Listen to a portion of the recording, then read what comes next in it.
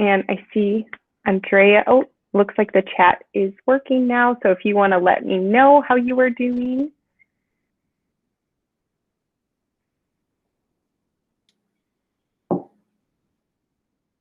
And while you guys are typing those responses, Andrea, if you are ready, I can stop presenting to let you take over.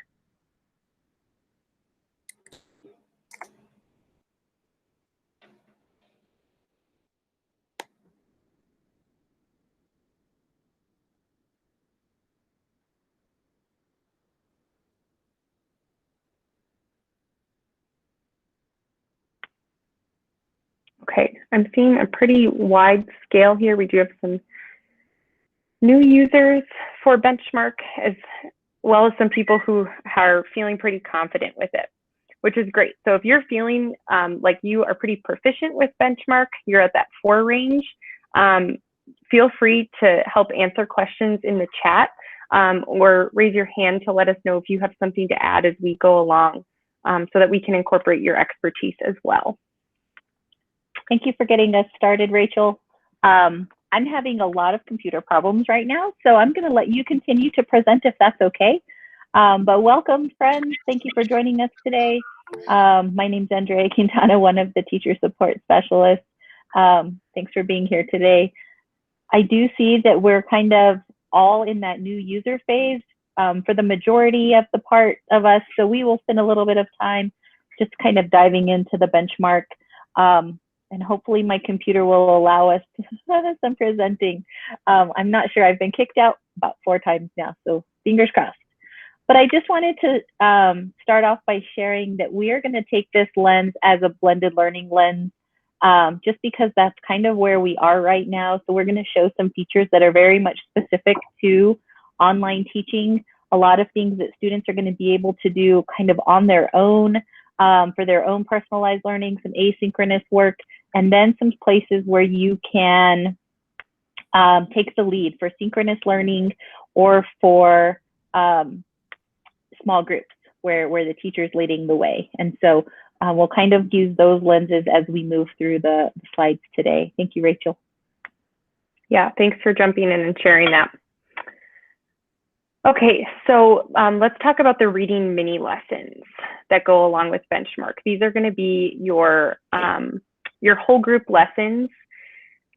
Depending on what grade level you work in, there are either anywhere from 3 to 5 mini lessons planned for each day. So this is just an overview of the program design.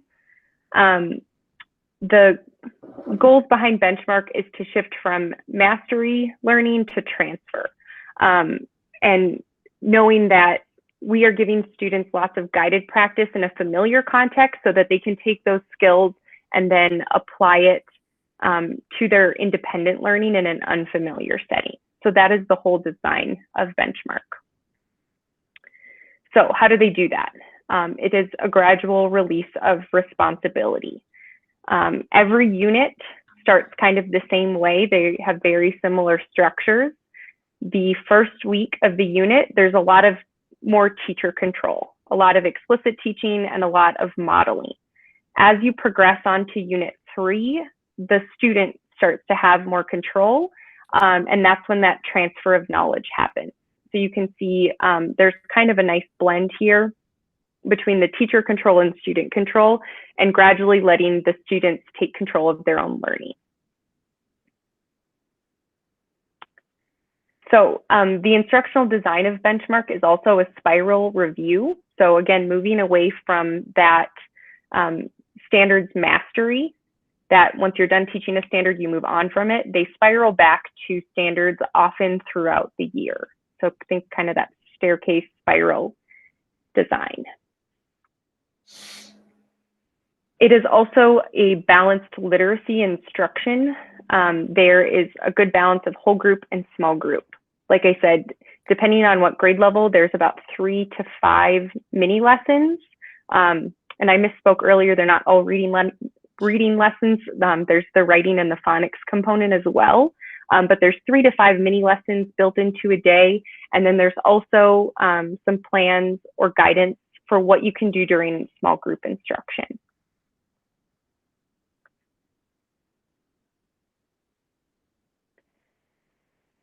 So this is what your TRS looks like.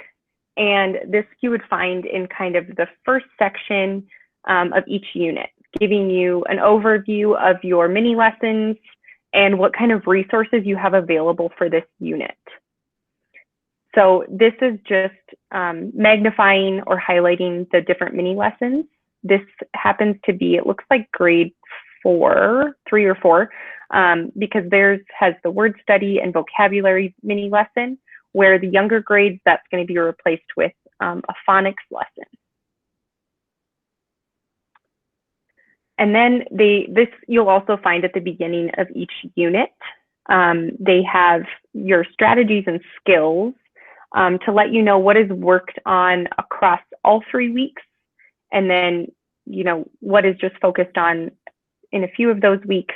So you have a nice overview of the overall goals, and then attaching that to what the standards are. And I'm going to hand this part off over to Andrea. And Andrea, I'm happy to keep presenting.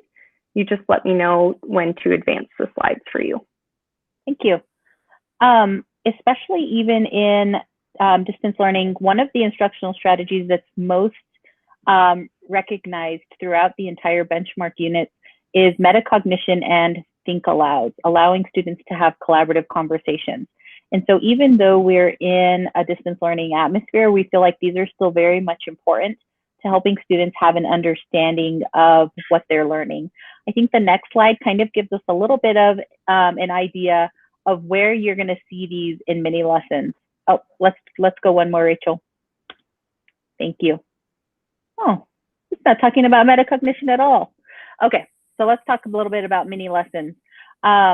The mini lessons are going to give you the teacher talk, the part that you're going to do the modeling, which is that most crucial step. That's going to be all in blue for you.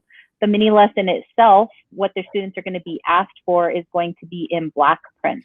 So that's going to kind of help you, if you're a new user to Benchmark, to kind of understand what you're going to model for your students so that they can see that metacognition kind of happening. That metacognition, right? Thinking about thinking, so that you're able to start kind of structuring how you read and how you problem solve while your students kind of watch you do that. Now, these can be done with small videos so that you don't have to do this part synchronously with your students. You can easily model metacognition through mini lessons in a recorded lesson, as well as in a screen share with them so that they can watch those pieces independently. And then when you come back together synchronously, you can do some follow-up and some collaborative conversations around what they did or what they thought as that was moving forward. This is kind of showing the teacher guided versus the student guided. And so you can kind of see, as most of you said, you're in unit 1 of Benchmark.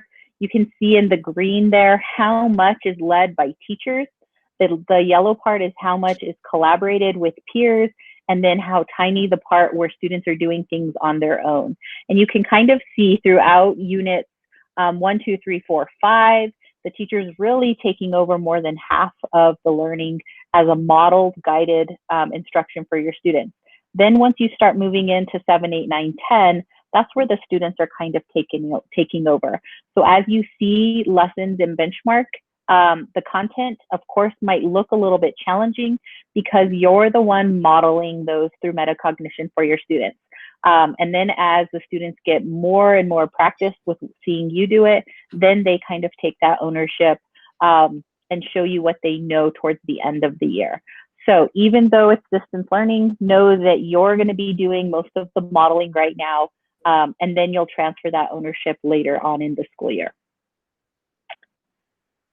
So what are we focusing on? We've already talked a lot about this year about essential standards. So really kind of narrowing down the broadness of Benchmark and kind of focusing in on those essential standards. Another thing that's going to help you do that is focusing on the essential question. This is the start of every unit. So at the beginning of every 3 weeks, you're going to have an essential question that's going to kind of guide the learning throughout those entire 3 weeks. So through that essential question, you're going to then also going to be able to narrow it down a little bit further into those essential standards so that you're not teaching the entire bulk of Benchmark. And especially right now during distance, you're really focusing on those essential standards. And I think Maggie's back on the line, and maybe she can talk a little bit later about how those match up with Benchmark as well. She's done a lot of work in helping you to really focus in on those essential standards as well. But that essential question is going to be a big guide for you. Now, remember, those mini lessons are model, practice, and then apply.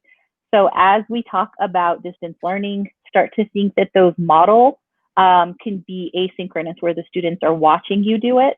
That practice can be independent practice, where they're doing it completely on their own. And then when they apply that understanding or talk about what they've just learned, that's where your synchronous instruction is going to come, so that they have an opportunity to talk with you and share with you what they've just worked on. And so those kind of 3 bullet points are going to kind of help break up that blended learning atmosphere for your students, because this will not be all done synchronously, unfortunately. So the mini lessons do kind of break down into what is that transferable skill. And so as you're reading through those mini lessons, there are lots of scaffold in place for ELD learners. There is a specific box in those lesson plans that's going to be specific for them. And then what is the teacher role? What is the student role? And then what will they be doing on their own? So I think the next slide kind of breaks down what a lesson, let's go one more. One more again. Here we go. So we're starting to break down, this is exactly what the students are going to produce for you. They're going to be doing the annotation. They're going to be doing diving deeper into the readings and being able to either do it in person, right, where they're actually using a paper and pencil, or they could even do this digitally and maybe find the words that you're working on, find the vocabulary, highlight unrecognizable words, so that you can dive a little bit deeper into those strategies when you're working synchronously with them. So the apply understanding is going to be a part where the students can do this independently outside of the mini lesson. So thinking about these ELD strategies that are going to be listed for you in your teacher resource to kind of help push it a little bit further. So these are going to extend the activity even further to continue the learning outside of the work that they're doing. So here's where I was just kind of explaining a little bit. This is where you show them how to do that. There's that modeling piece. Again, the blue is going to be the text that you're sharing with them. Then you can have the part where either they do independently or with a partner if you wanted to do this in collaborative groups, so that they're practicing and working on this practicing and working on it. And then there's going to be that part that they're going to do asynchronously, completely on their own, independent work that's completely on their own, so that they can kind of break up their day and you can kind of figure out how you're going to schedule that for them.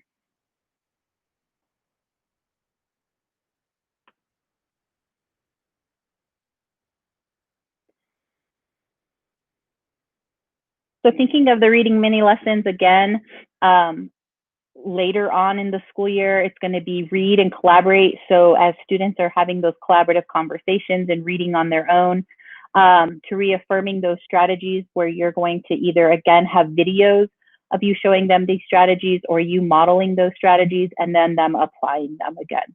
So kind of breaking up that day again for you. I think we can just keep going, Rachel.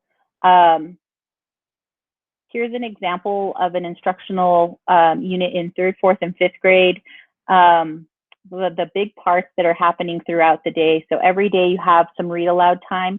That can be modeled by a teacher, or it can be modeled either using a reading program like Epic or having students listen to reading on their own. Then you're going to have some parts where you're modeling, which are going to be the green, the green mini lesson pieces of that. And then you also have the writing parts as well. Those can be done asynchronously and then talked about when you're in synchronous time. Again, you see a couple days where you have word study and vocabulary. Those are their own independent lessons, but they always tie back to that essential question and those reading lesson readings. So they're going to be doing word study and vocabulary based on the readings that they've just heard. And so that kind of breaks up what the day is going to look like for you, or throughout a week, I guess. This would be an instructional strategy for whole group, small group, knowing that this was originally planned for face-to-face teaching. How can you do this in a digital world with your students, right? Where you have maybe only 20 minutes where you're doing synchronous work with them, and either they go into small differentiated groups that you're leading, or asynchronous work where they're working on things by themselves and then coming back to whole group and possibly back to small groups within a day, or possibly even within a week. These don't have to be a daily schedule. So you could think of this as the mini lessons are happening 3 times a week, whole group, and then the small groups are happening additional days or additional separated out. So this does not have to happen all within one day. I know that people are having a lot of trouble finding time for small group and structures for small groups. If you want to pop in the chat any of the questions you have with small groups, or any of the strategies that you're using with small groups that are working. We'll just take a few minutes to ask some questions and think about small groups here.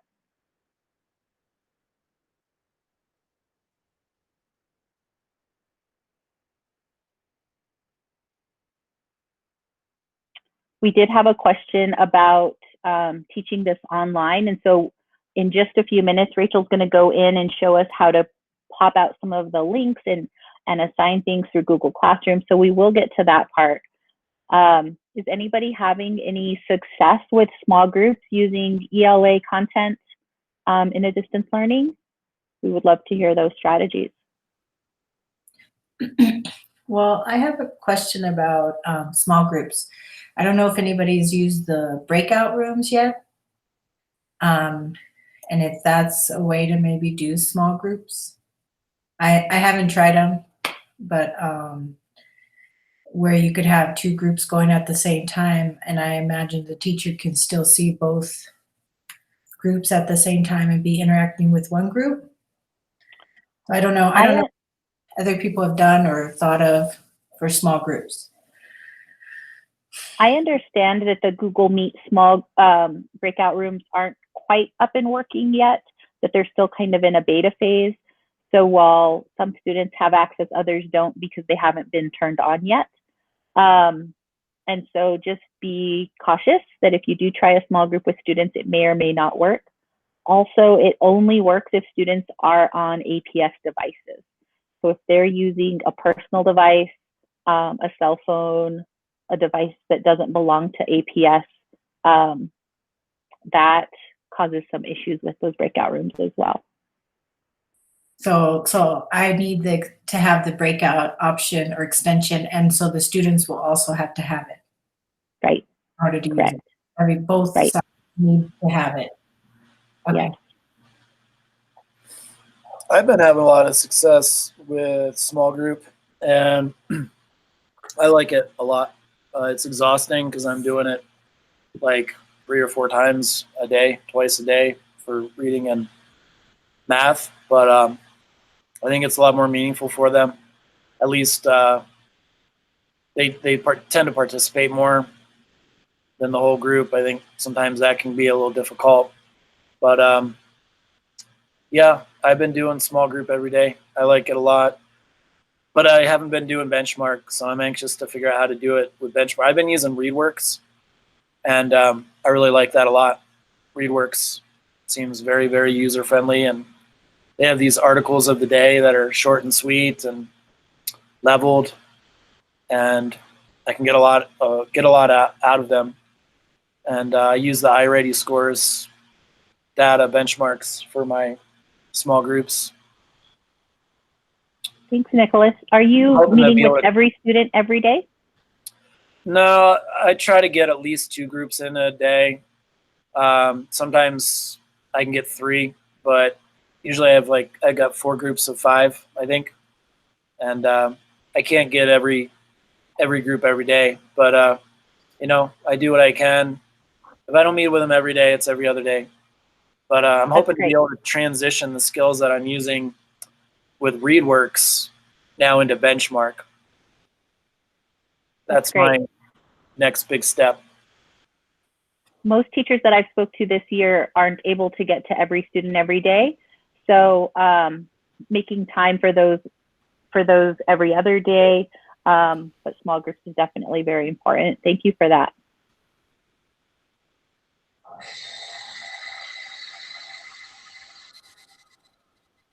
All right, just to help us kind of figure out where to spend the most of our time right now, do you plan to use Benchmark with Google Classroom, with Seesaw, or within the Benchmark app itself? You could just type either a 1, 2, 3 into the chat so we know where to really focus our time.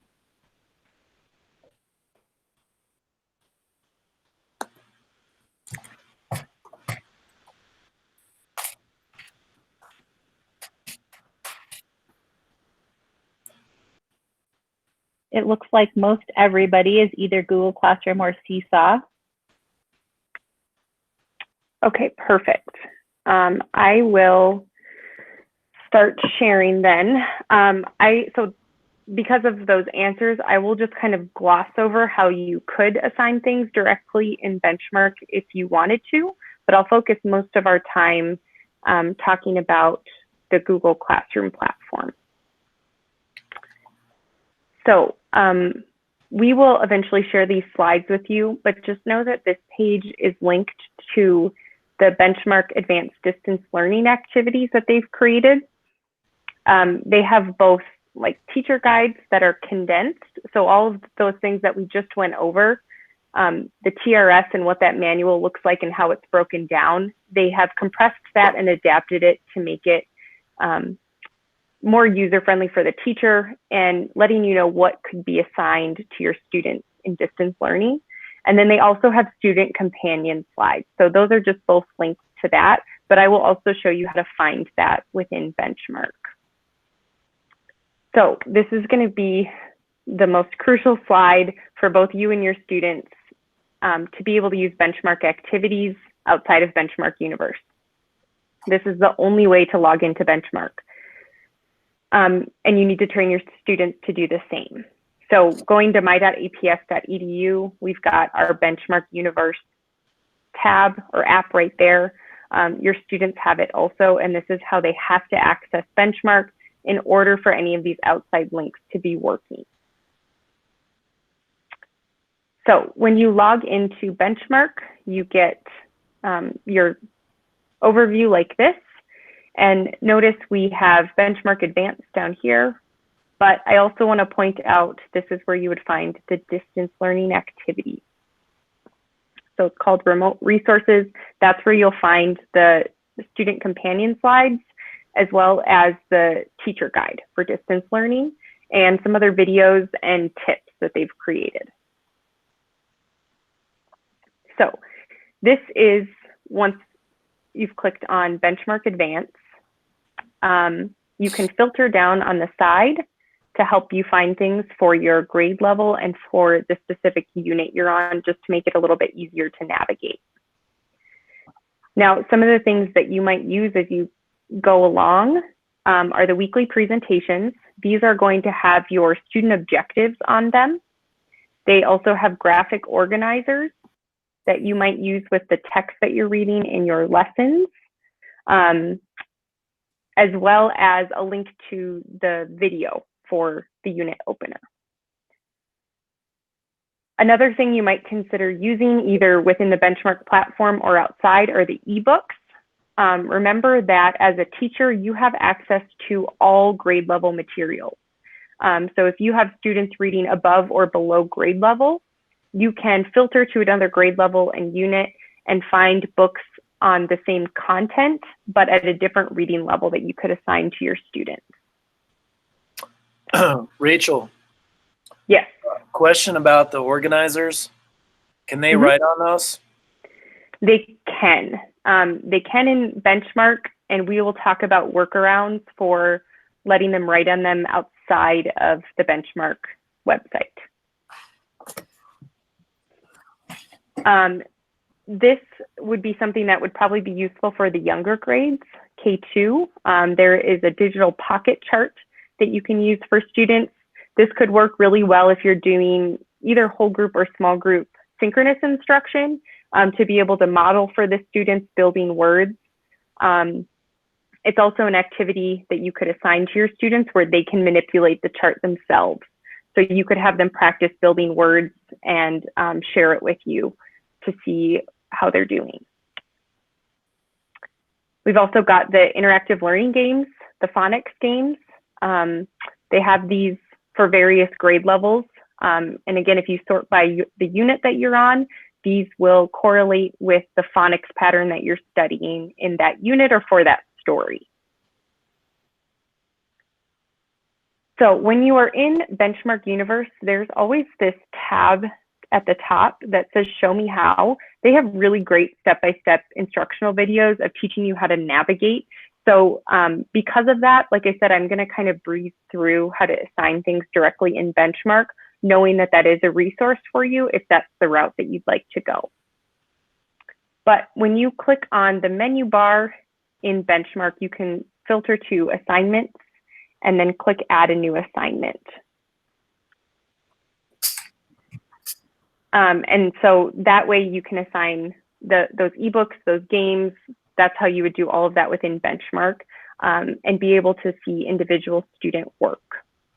But I'm going to talk a little bit more about those graphic organizers from the presentations and how you could download them, like I said, as a workaround for letting students write on them on other applications outside of Benchmark.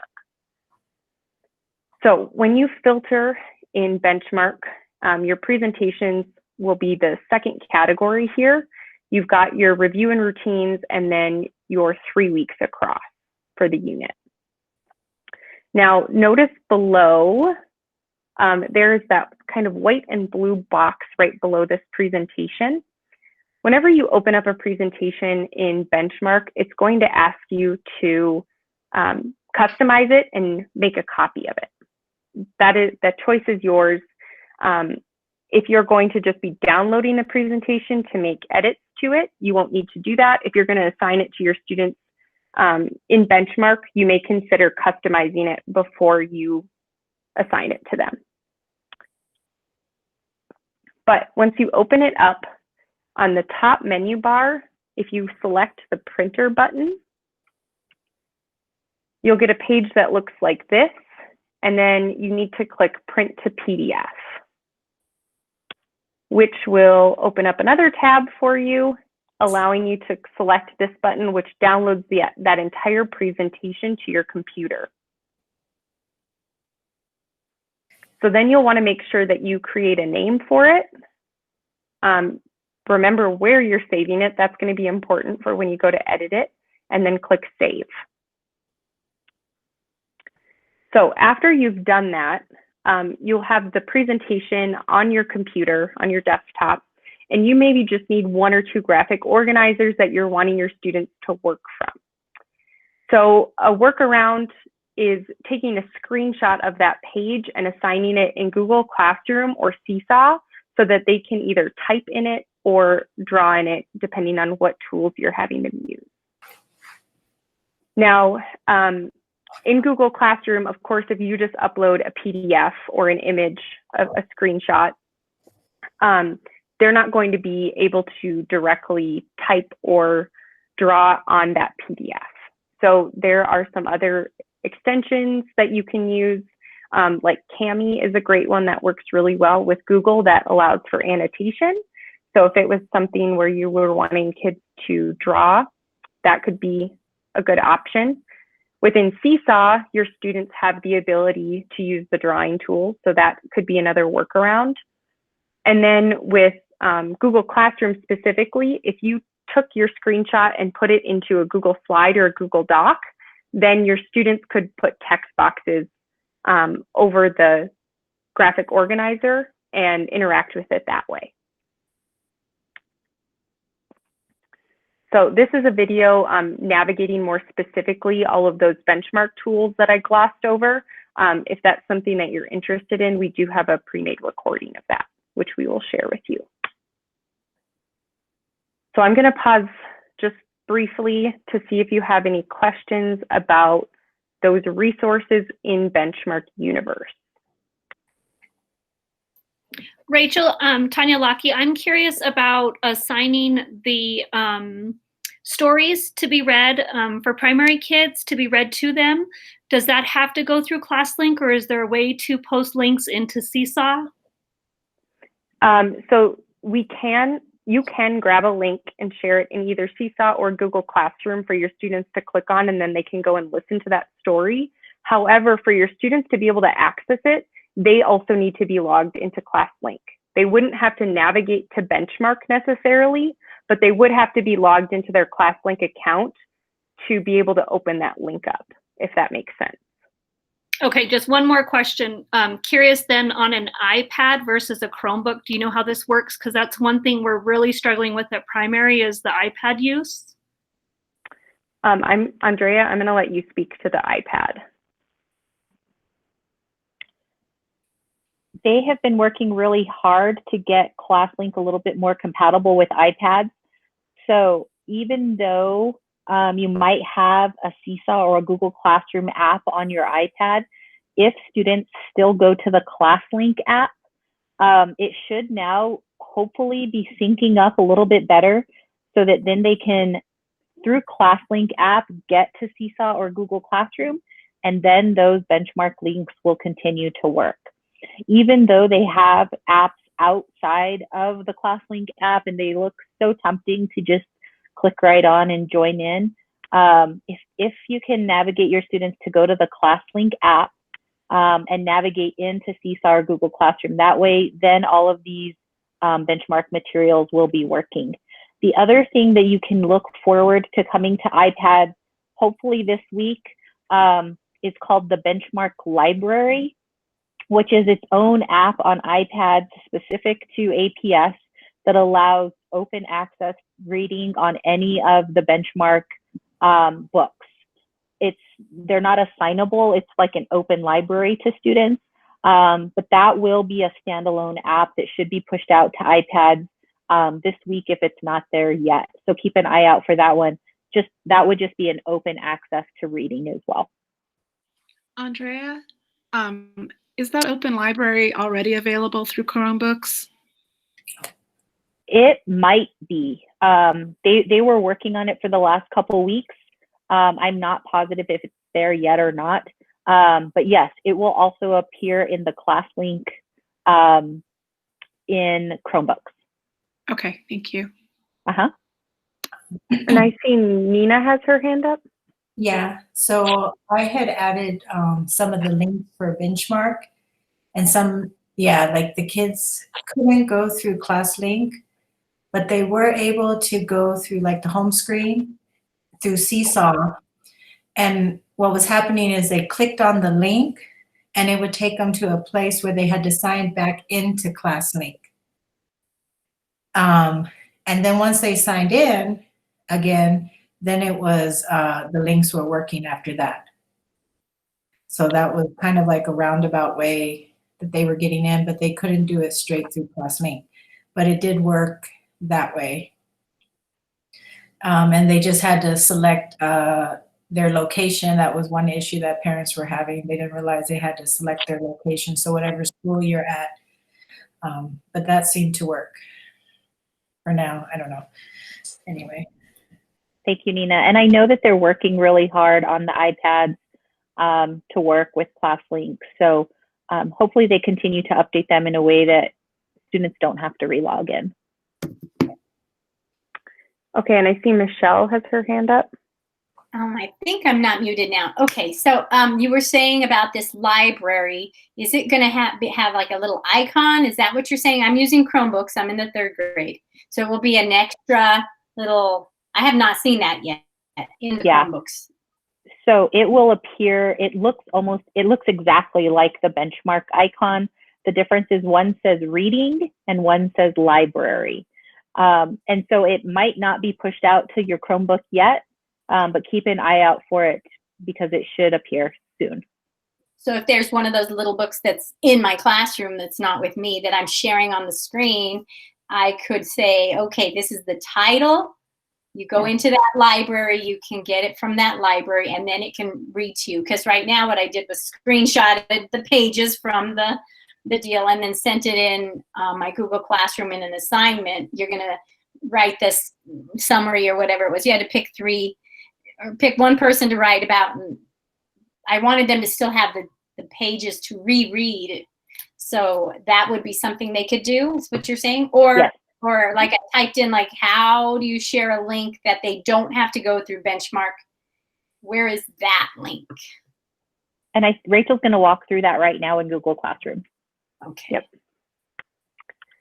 Yep. So we're going to talk specifically about Google Classroom now, and how to take those benchmark resources that I just shared and put them directly into your Google Classroom in a few different ways. So the first way I mentioned was downloading the presentations and taking screenshots of whatever you wanted or uploading a PDF. Now, like we were talking about with the ebooks, unfortunately, you can't just download the entire ebook in Benchmark, but they are working on that workaround app for you so that you can assign books a little bit more easily. But if you wanted to share a specific resource with your students, there is this settings wheel in the corner of every single resource within Benchmark. If you click on that and then click Create Link for Direct Access down here at the bottom. So click the setting wheel, Create Link for Direct Access. A pop-up screen like this will come up. And troubleshooting for yourself, you might just check the link and make sure that it ends in \APS. And then this number will always be different depending on what resource you're using. But that can be just one area to troubleshoot and make sure that you have the right link for your students, that there isn't an issue with it. Once you copy that link, pressing this blue button down below, you can head over to your Google Classroom. And just like you were making any other assignment, you can attach a link. So by clicking Classwork at the top, create an assignment or a material if you wanted. You'll get this pop-up screen, and then you'd want to do add and then link, and then just paste that link in right from Benchmark.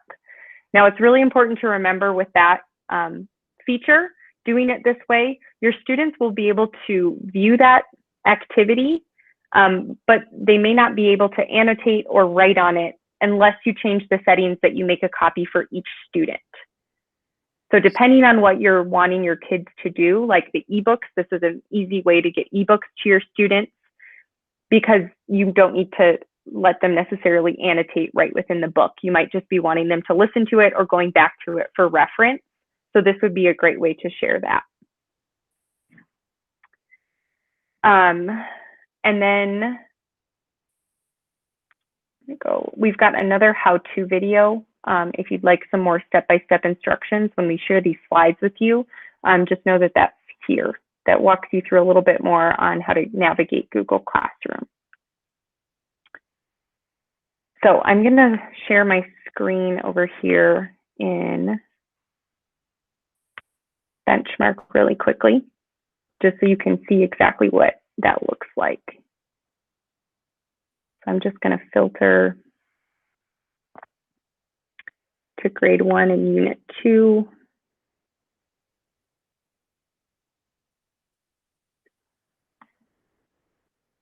So here's those weekly presentations I was talking about and some of the whole group text. And if I keep scrolling, I've got decodables, those pocket charts, and then the leveled text and readers. So these might be something that I want to assign to my students within Google Classroom, maybe give them some choices.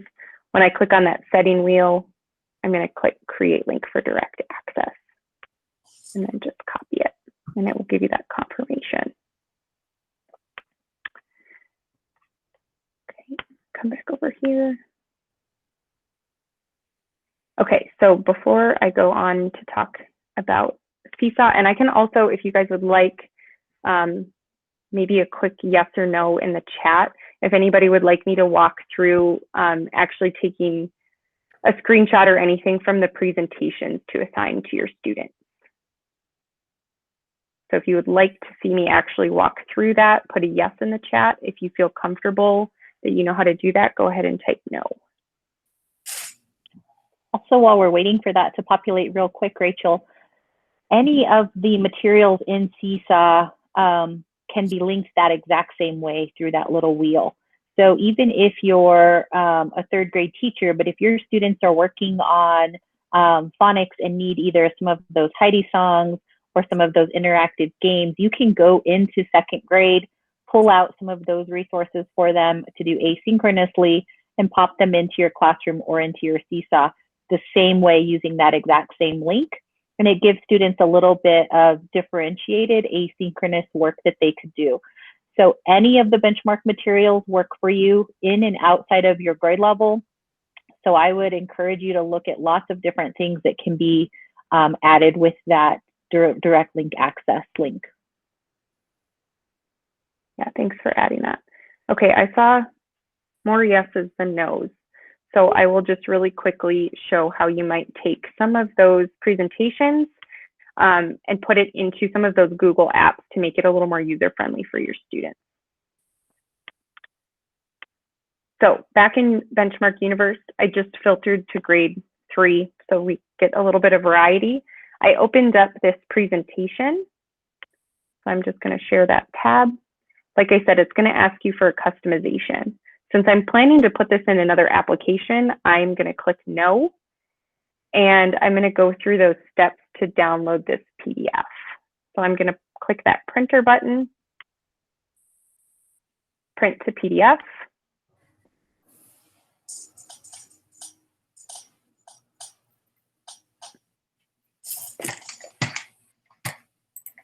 And then I'm going to download it to my computer. It's grade 3, unit 2, week 1.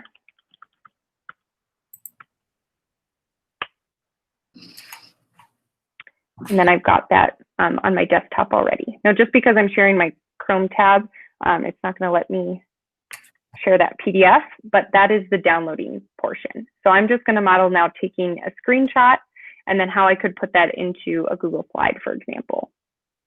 So I might decide that my students, I want them to use this graphic organizer that goes along with the lesson. And so I'm going to take a screenshot by pressing Command-Shift-4 on my keyboard if you're using a Mac. If you're using a Chromebook, you would use your snippet tool.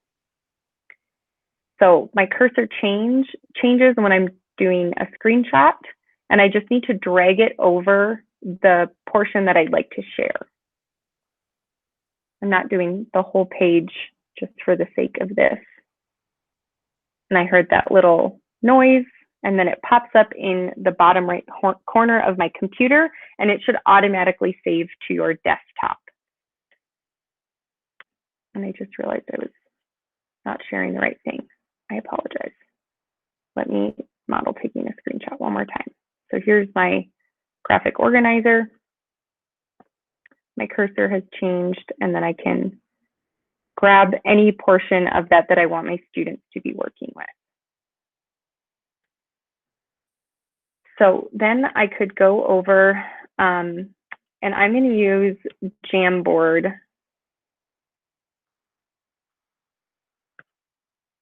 I'm going to pull up a Jamboard and show how you could import that in there so that you have the option for both a pen tool and a text feature.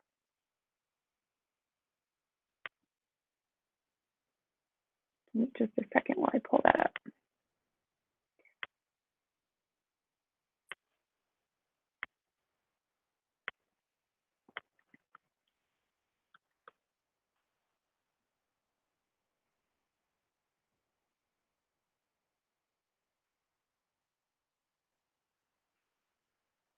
While I'm doing that, I'd love if in the chat for those of you that are using this and it's working well, what other applications have you shared Benchmark resources through?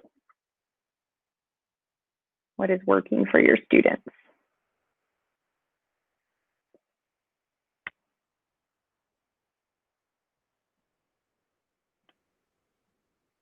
Rachel, are you on a Jamboard yet?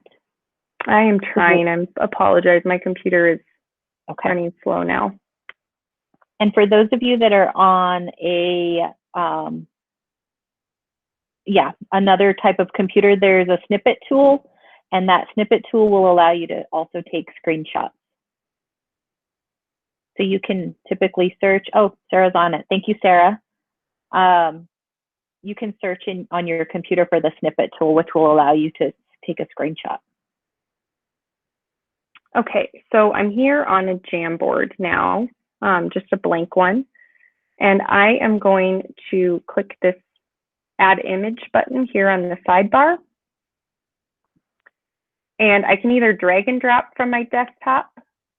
I'm going to select here my screenshots that I took earlier today of that graphic organizer. And I'm just going to open that up. And then I can resize it and add directions if I needed to. And this is what I could then assign to my students in Google Classroom. So like I said, within Jamboard, they have the text box that they could add to it. They also have their pen tool that they can switch to a highlighter or a marker, and also switch the color. So you could definitely also take screenshots of any ebooks if your students, you needed them to practice annotating or writing questions on the side, like we saw earlier. You can do this exact same thing in Google Slides or in Google Docs. And actually in Google Slides, you can even set this image as a background so that it can't be moved. So if you wanted to make sure that something didn't get deleted or you didn't want students to be able to manipulate it for whatever reason, that is another option. Okay, any questions about that? How you might use those resources or anything I can explain again?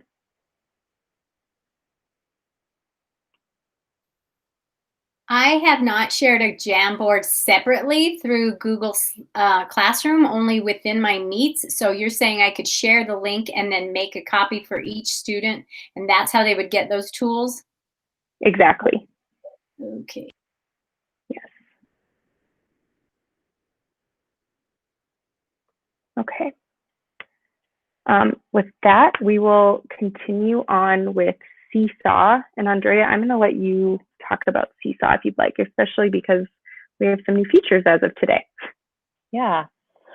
So for Seesaw, it is now finally being pushed out to every teacher. So hopefully everybody's starting to see those updates. If you haven't yet received those updates, know that they're on their way, that they're having to manually migrate every Seesaw user in district over to the pro version of that. So for everyone else, if you've never used Seesaw, it is free for teachers, but we are getting some of the premium features now coming out this week. So keep your eyes out for that. Now, once you're in Seesaw, you're going to be able to click that big green add button right in the middle of your screen, similar to Google Classroom. Once you push that add button, this is where you can either make an assignment, you can make it live immediately, or you can schedule it out for your students. Once you click onto that add button, you're going to assign the activity. Post to student work is not where you would want to do this. So once you assign a new activity, you're going to create that new activity with the smaller blue button that's kind of in the middle of that second screen there. And you can add in a title, add in instructions, or the materials. So this could be where you're attaching some of those ebooks for your students. This is where you could attach those Google Slides if you just created one of those graphic organizers for them. And now with the Pro account, you could add both of those materials into the same assignment, which is really lucky with that Pro account. So Even the instructions can be done verbally, so you can record yourself saying what the students will be doing once they click onto the links to open up any of those materials or resources that they're doing. And then you're going to attach a link, or you can upload straight from your Google Classroom or from your Google Drive, and then save it and return to your class. Once the students have that, they're going to have a view similar to what's right here. So I assigned to my students the grade 1 student slides that are part of the distance learning benchmark materials. And this is their view. They can click on any one of the slides, and they have the tools that are on the side over here. They either have a text box, a microphone where they can record themselves answering the question. They can take photos of different things. And then with the 3 dots, they have additional writing tools that they can highlight there. They also have their writing tools down here on the bottom where they can highlight, annotate, to write in anything, draw any of those pictures for you there. And so as students move through these slides, just an example, they would be able to click on the link, hear the story, click on the link, go to the PDF, and be able to annotate whatever the directions were for them. So you would access those links just like Rachel showed previously by going to that wheel in the bottom corner of any of the benchmark materials, copying that link for direct access, and then populating it into your Seesaw account. Now with this pro account, you can do multiple books. So you could do multiple links to different books. You could do a book, a resource, and a Google slide. Just totally up to you. You do have the option now with the pro account to do multiple pages. Previously on the free account, you would have to do one each time. So just know that. If you're assigning some of the benchmark materials within Benchmark using that link, they still get the benchmark tools as well. So you have 2 different ways for your students to do that. They can use their Seesaw tools, or they can use their benchmark tools.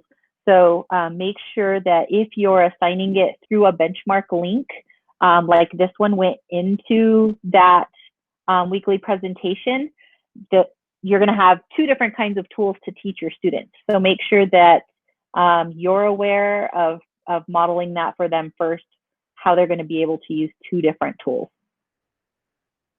I see lots of questions popping up. Let's see if we can answer any of those before we move on.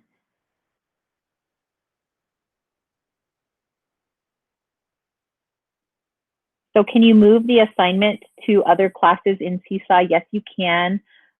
Once it's in your library, make sure that you add it to your library. Now you also have a district library and a school library to also post those to and share from. Up in the top corner, when you assign to your students, you can pull from a library into the account for the students. So yes, you can move those over that way. Oh, there you go. Can you copy the assignment to another program? Margaret, do you mind unmuting and clarifying that question just a little bit for me?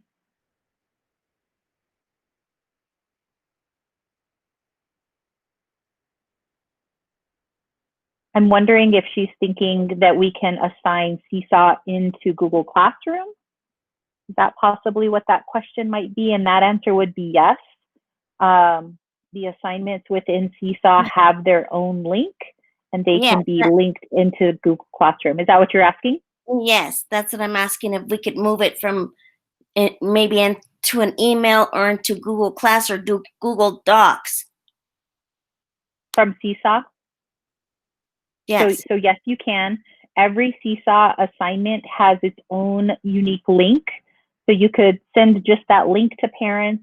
You can link into a Google Classroom if you wanted to, or yeah, you could even email them out and then parents would have that access. Just remember that if you're using benchmark materials in Seesaw, students must be logged in through ClassLink. So while the link's going to take them directly to Seesaw, to the Seesaw activities, if they're not logged in through ClassLink, the benchmark links still will not work for them. So they'll have that additional sign in to do once you do that. So that's always the key when sending these to other places. But yes, it would work that way. Any questions about Seesaw? I have a question. If our team is working together to plan lessons, and let's say that I plan the benchmark reading lessons for the week, if I create a lesson in Seesaw with the link, are the other classes going to have access to that exact same link, or will they? Okay, so that'll be fine, that link. They will, yep. Okay, yep. Thank you, I appreciate that. Again, it's all about how you log in. Once those links are outside, anybody has access as long as they're logged in the correct way through ClassLink. Yeah, you can share those. And I encourage you to share. Don't do more work than you have to. But we just go up to the back, to the top. Where did you say when we're going to share it? Let me see if my computer will allow me to get to Seesaw without a spinning wheel or kicking me out of the meeting, and I'm happy to show you how to do that.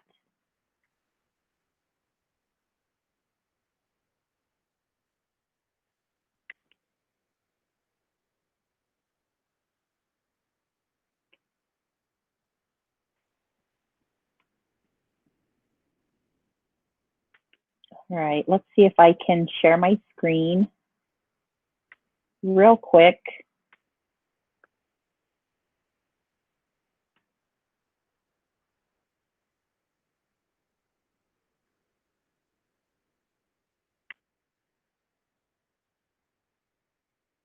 My fingers are crossed that it doesn't kick me out. All right, so here's my Seesaw. It should be popping up here for you in just a second. Are you able to see my Seesaw page here? Not yet? No, I don't see anything yet, Andrea. I almost have mine up if we need it.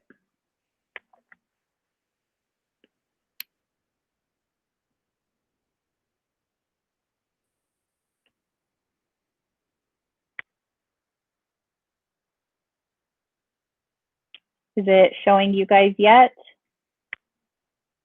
Still not showing? I have mine up, Andrea. I'll share my Seesaw. Absolutely, thank you. Sorry. Technical difficulties. Oh, we know how it goes. Okay, so the question was how to share an assignment, is that right? Yes. So when you pop open your screen there, Rachel, you're going to go to activities, and then on any one of your activities, you're going to have three little dots down in the corner to be able to get that student link. Okay. So I just opened up one that I already had in my library that I've made with some benchmark materials. This comes from the student consumables that I took a screenshot of. And there's those three dots that Andrea was talking about. So when I click on that, I can click share activity. I can email it to other teachers, or I can get the link here. So if I wanted to put that into Google Classroom. Yes. Sorry to interrupt. Andrea's screen is now trying to present, and so we're not seeing what you're doing. So I don't know if she can exit. Thank you. Thank you. I'm not sure. That's weird. I see that though. Let me try. Let me try to stop. I feel like my computer's maybe just a little too tired today. It didn't have a long enough weekend, apparently. Thank you for stopping me to make sure everybody can see. Is my screen back up now, okay? Yeah. Okay. Thank you. Sorry about that. No, yeah. Okay, so this is an activity, like I said, that I had made from a student consumable that I took a screenshot of. And so I opened that up. Let me take it a step back now. So this is my Seesaw homepage. I'm going to click Add, Assign Activity. And then that brings you to your activity library. So like Andrea was saying, we have district and school libraries that you can click through, as well as community. That would be anybody who's posted anything on Seesaw. So I'm going to open up an activity. And my 3 dots are down here in the corner. When I click on that, I can edit, print, delete, but I want to click share. So if I'm working, I know somebody mentioned they were planning as a team. So you could email the teachers on your team to let them know that is what you've been working on, that you'd like to share with them. If you're trying to put this into another application like Google Classroom or embed it into something, this is the link that you would copy. You can do it that way. You can also grab the embed code to put it into some Google applications, but all your links are right there.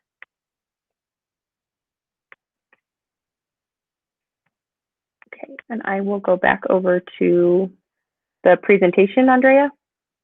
Yeah. Okay. So that was basically everything about Seesaw, kind of how to embed those same codes and links. Just depends on which activities you're pulling from Benchmark and how to be able to do that.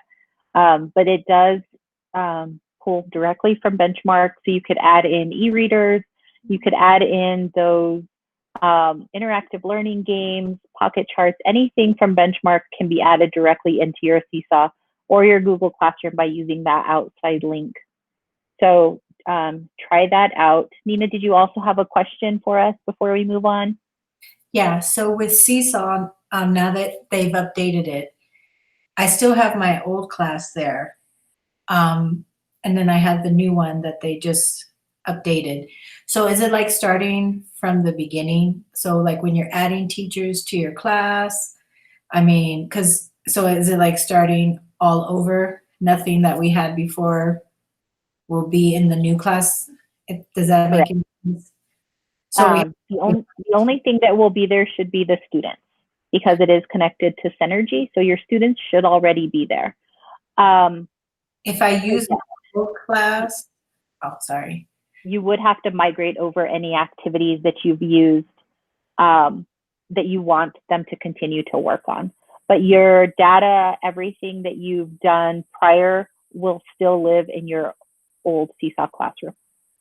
And when you say migrate, are you saying that we have to go in and save every activity that we want individually? Or is it a pretty easy process? It's an easy process once you're within Seesaw.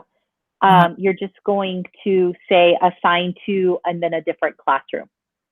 So up in your left-hand corner, you're going to have your name.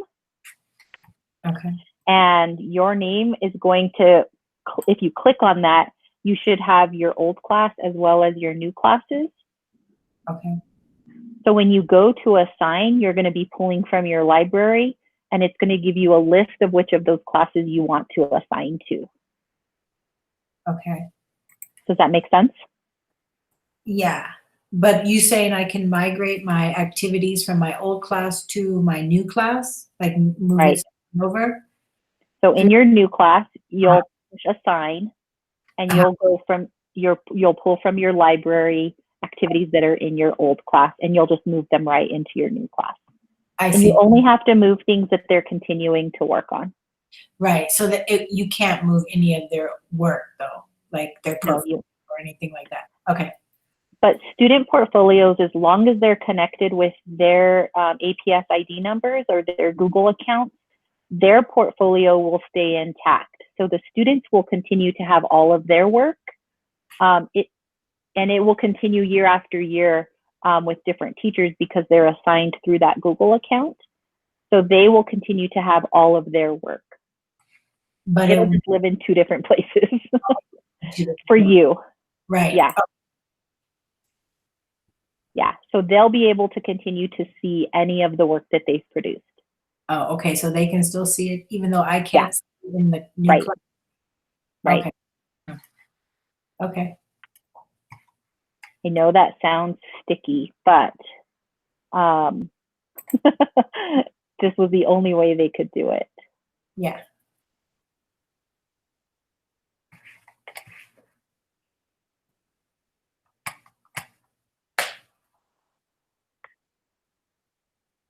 Were there any additional questions that we could answer or steps that we can walk you through? We do still have some time, and we're here to support you in any way that you might need. Gore? Hi, I have a question. In Benchmark, when you have the graphic organizer, when I open the graphic organizer and I go to the tools, and you know how it's the blue checkered stuff comes up in the back, there is something called a hyperlink. What is that for? Or how can I use the, what is the tool? How can I use that tool? And where do I use that tool? I tried it so many times. I don't know where is it hyperlink is, where is it going to go? Can somebody answer that question? So, do you know what I'm talking about? Yes. Okay. So I can pull up my benchmark again too, but a hyperlink is just taking a link to a URL from a URL and pasting it within your presentation. So like we've done here on this Google slide, for example, I have Andrea's email here linked to her email address. So if I were to click on this, it would bring me to my Gmail account. That's what hyperlinking does. So if you were using a presentation from Benchmark and you wanted to add a link into an outside resource, like let's say a YouTube video, for example, you could click that hyperlink button and paste the YouTube video there. So it pops up kind of like a button on that assignment for your student. I see. So let's say if you were using that But graphic it's not organizer. the graphic organizer where I can link it to the Google Classroom. I won't link that. Okay, No. that's what I thought it was going to do. Okay. Yeah, so what I was showing earlier before, that settings wheel in the bottom right corner, you would take that link to put into your Google Classroom for your students to be able to get that assignment. The hyperlinking tool in the Benchmark assignment would be if you wanted to link something else into Benchmark. Okay, all right, thank you. So Gore, one of the ways teachers have used that hyperlink within the presentation is that if that graphic organizer is connected to a book, they'll link the book into the presentation so that they don't have to go find the book and then do the graphic organizer. Okay. Or maybe they use that presentation to kind of pace throughout their day, and when it's time for a break, they can post a link to maybe Go Noodle or a brain break of some sort, so that the teachers can just continue to go through that presentation without having to leave to a different tab. Okay, but the students are available, if I'm at Benchmark, because my kids are going to use it through Benchmark, they can actually type in that graphic organizer, is that correct? And then submit it to me. Okay, so I guess I was wondering if you can show me a step on how to do that.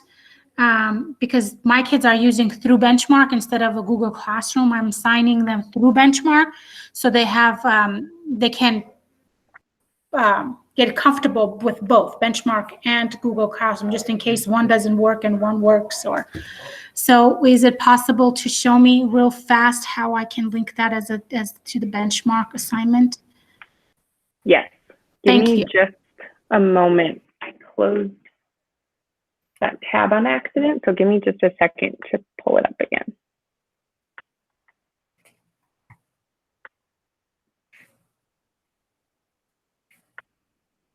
So within those presentations, Gore, down at the bottom, you have a little arrow, or what would it be called? A little tab button down at the bottom of any of those presentations.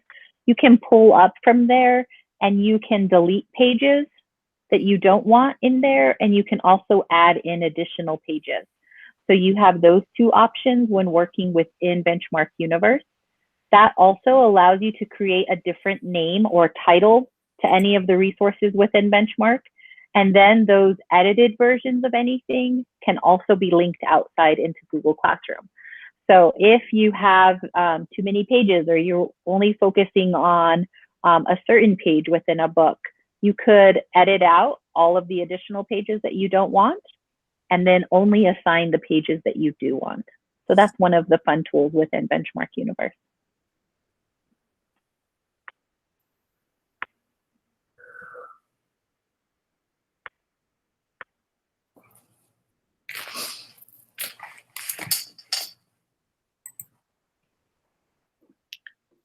Sorry, I can't see if anybody has their hand up, but I'll ask a question if we have a chance. Is it now a good time? Yeah, sure. Okay. Go ahead while this is loading. I have actually 3 questions, but we'll see if we can make sure I understand. So on the iPads, in order for the links to work for the benchmark, like how you showed us to click on the gear and all that, they have to go to ClassLink, or they have to go to Seesaw through ClassLink, and then they'll automatically be signed into Benchmark? That's correct. Okay. And they don't have to go on Benchmark and sign in or open that app as well? No. Okay. And then the weekly schedule, someone mentioned that that's in the slides. I'm not finding it I saw for 3rd through 5th, but did you guys have one for K through 2? It didn't seem like it was in the slides there. I believe Maggie shared something in the chat, a different outside resource that has sample schedules. So Maggie, if you have that link available that you could drop it in the chat again, that'd be great. Okay. And last question is kind of a quick one and mostly for the whole community maybe. Our school is not able to pass out materials yet to the kids. And so for especially 1st grade, 2nd grade, we're struggling with them trying to write on the iPad for like benchmark materials and things. Does anybody have great ideas for doing writing activities without students having appropriately lined paper and materials?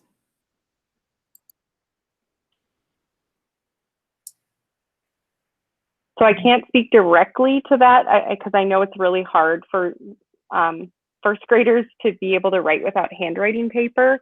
So this wouldn't be a perfect solution by any means, but if they had paper that they could write on, students could always take a picture of their writing and then post it to Seesaw. So that doesn't necessarily solve all of the problems, but it would at least have them writing on paper.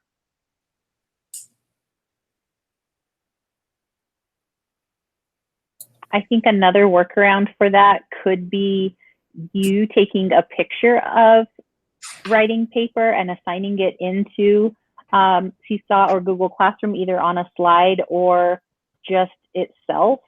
And although students would have to use their finger to write, they could do things like tracing. They could do things like simple writing to be able to do that, especially for kinder levels, if they were practicing things like their name.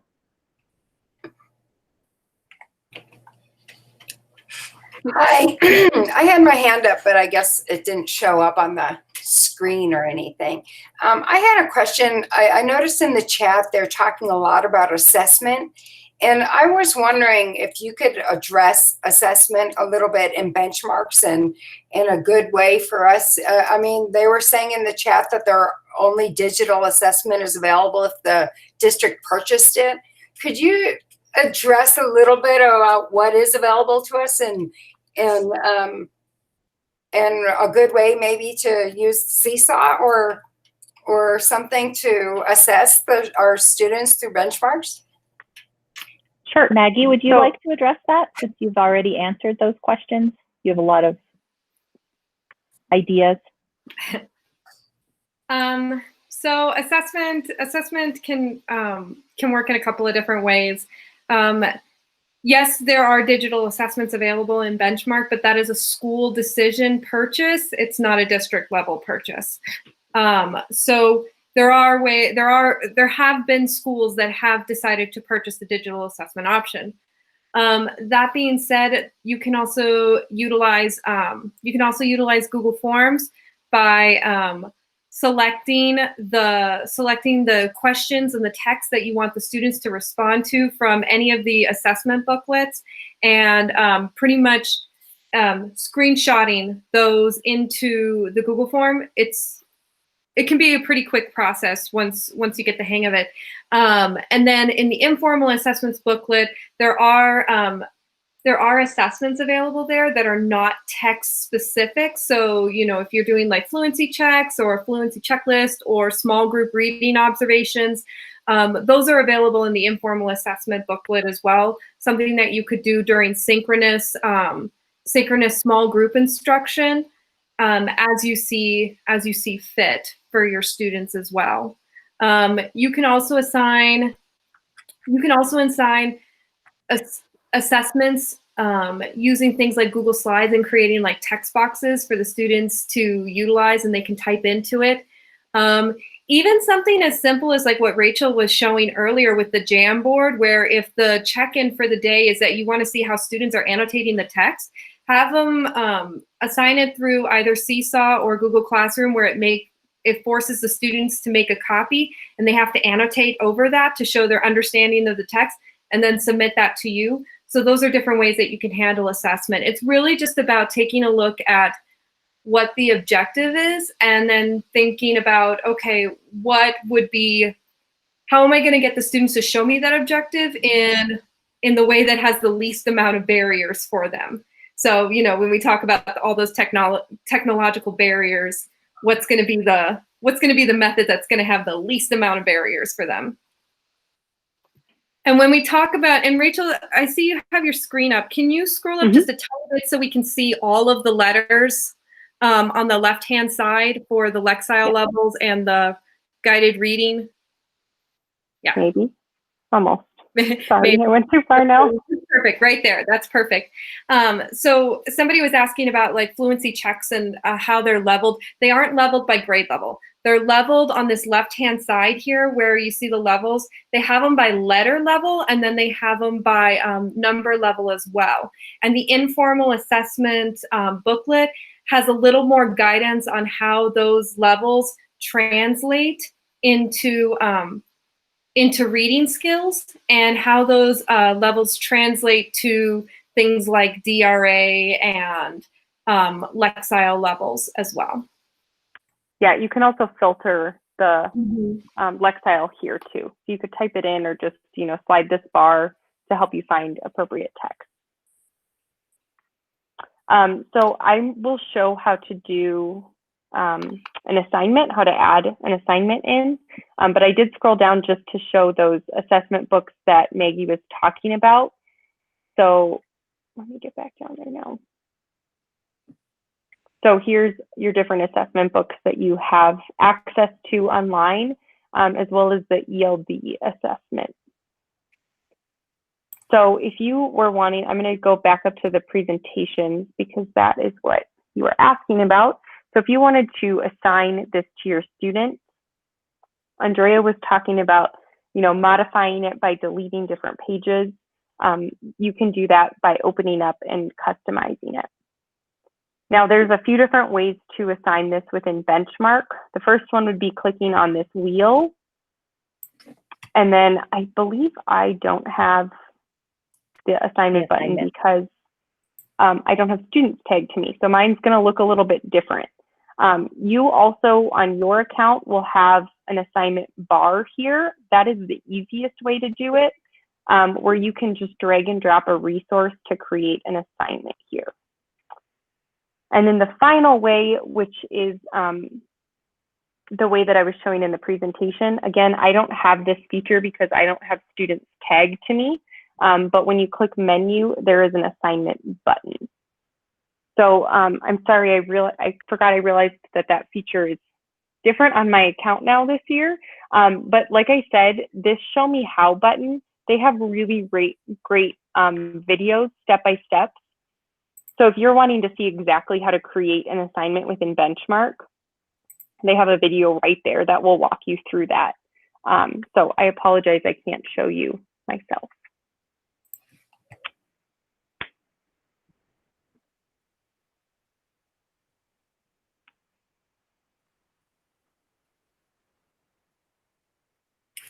What other questions can I answer?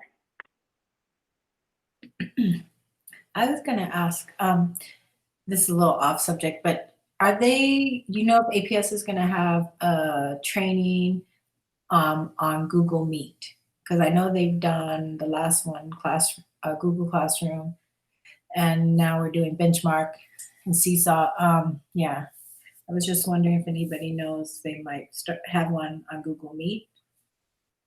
They have created some webinars with the new Google Meet rollout, and they are on the EdTech YouTube page.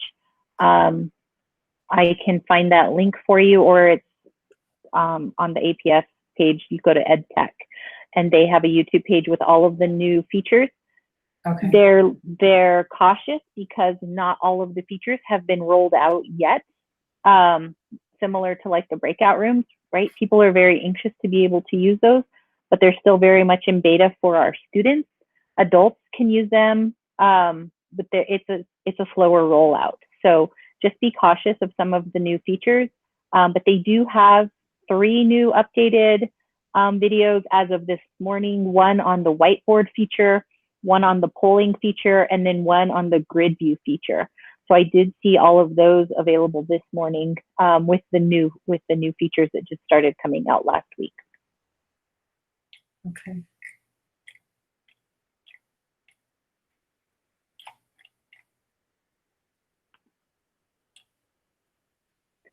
Our information is on the screen. Feel free to reach out to any of us or all of us if we can ever support you with Benchmark, or if you have additional questions as you dive deeper into any of these new tools that we've presented with you today.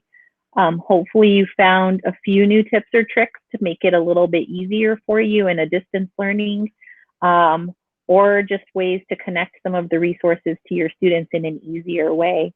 We can stay on the line as long as we need to continue asking questions, but also take care of yourselves. Make sure you get the rest you need for the hard job that you put in every day. So thank you guys for being here.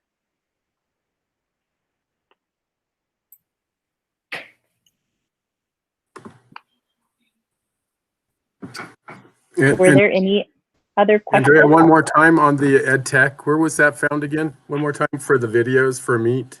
Yeah. Oh, on the APS website, if you go to EdTech as a department, they have a website, and on that website, they have their YouTube channel with all of their presentations. Thank you. Thank you, ladies. Yeah, thank you. Do you know if there's ever going to be a training on actually how to teach Benchmark, or was there ever a training, or do you just kind of read and teach yourself how to do it? I've never taught benchmarks before. I'm kind of, this is my first year. So we don't have any training specific to that planned, but if you would like to reach out to any one of us or even all 3 of us, we would be happy to set up a meet to either walk you through it or to support your grade level and diving a little bit deeper into specifics to make it work for you and your classroom. So feel free to reach out to any of us, and we're happy to support you on that. Okay. Shannon, if you put your email in the chat, I'd be happy to send you an email and we can get something set up. Sounds like a plan. Just because it does look a little bit different at every grade level, we would want to make sure that it worked for you.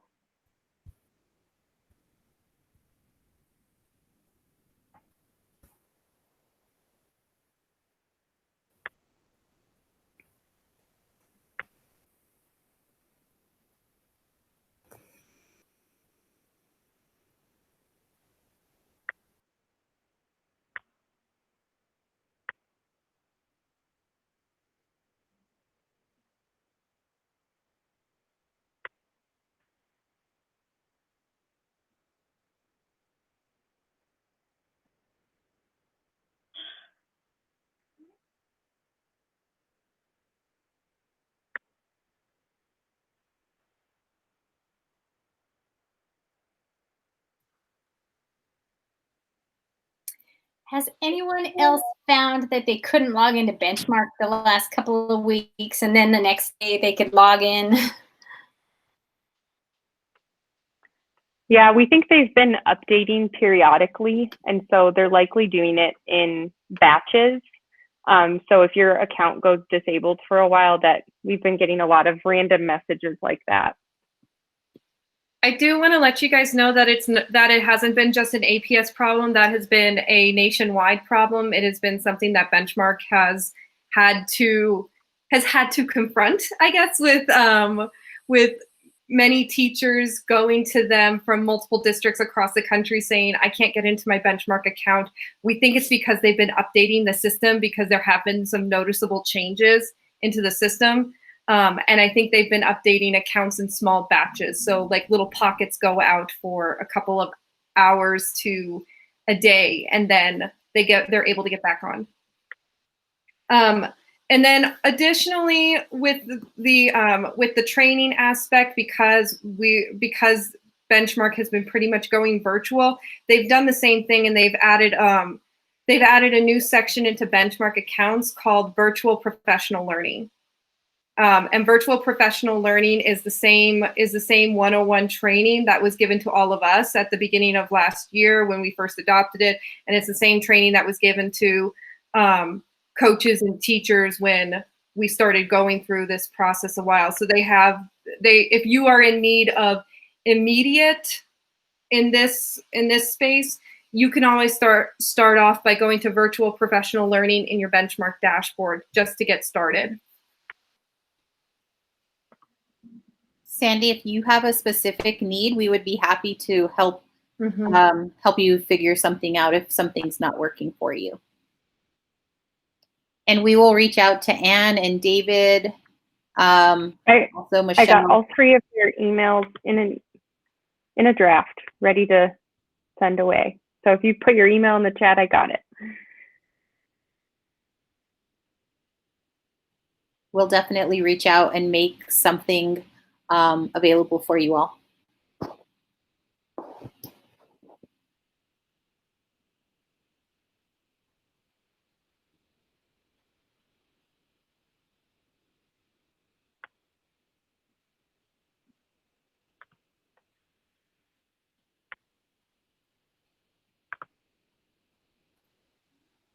Thank you.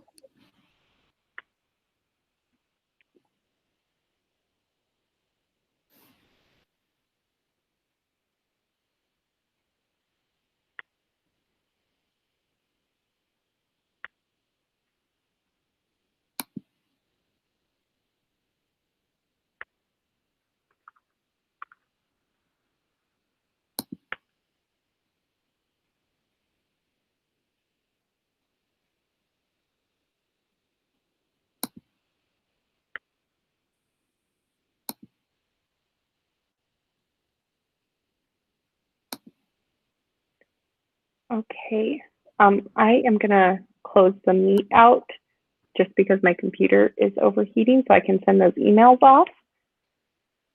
I want to hang out, but nice work. Thanks for your help, everyone. Thank you, Rachel. Sorry for all of my glitchiness over here. No, I totally get it. It's not a fun thing to deal with.